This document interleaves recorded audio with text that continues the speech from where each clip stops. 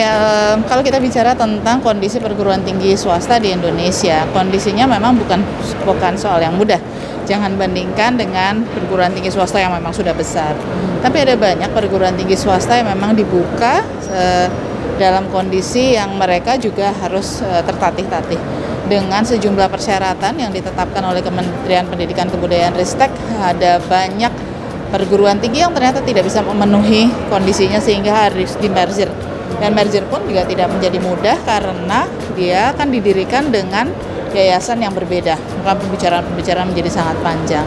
Nah, hal yang menjadi titik tekan dari Komisi 10 adalah karena memang tidak ada hal yang juga bisa dilakukan pemerintah pendampingi perguruan tinggi swasta.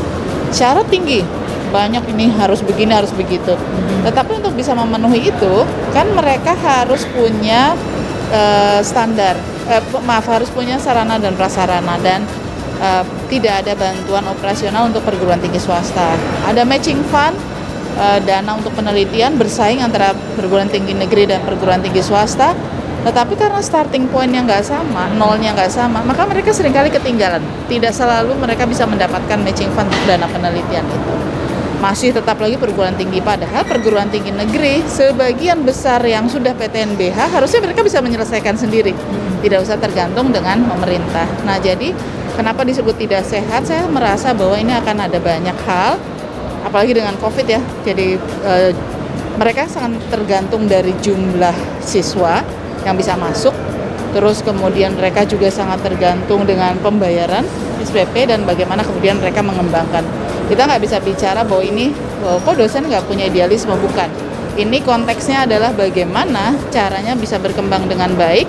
Kalaupun mereka punya idealisme, mereka tetap harus bisa mendapatkan income dan keberpihakan pemerintah pada pemberian kesempatan beasiswa untuk mereka bisa melanjutkan S2, S3. Karena kan dosen harus S2, S3.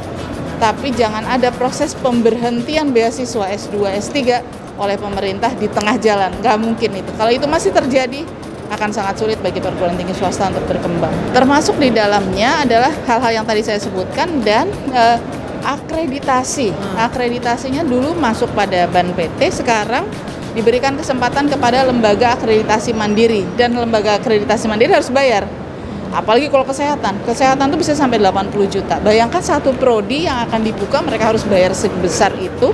Dan ketika kemudian akan pindah, maksudnya ingin meningkatkan akreditasinya juga akan sebesar itu. Dari mana mereka untuk kehidupan sehari-hari? Kualitas memang dikejar, tapi justru startingnya nolnya harus sama gitu. Kalau memang mau berkembang dengan lebih baik lagi. Nah, ini PR besarnya perguruan tinggi. Saya kira itu.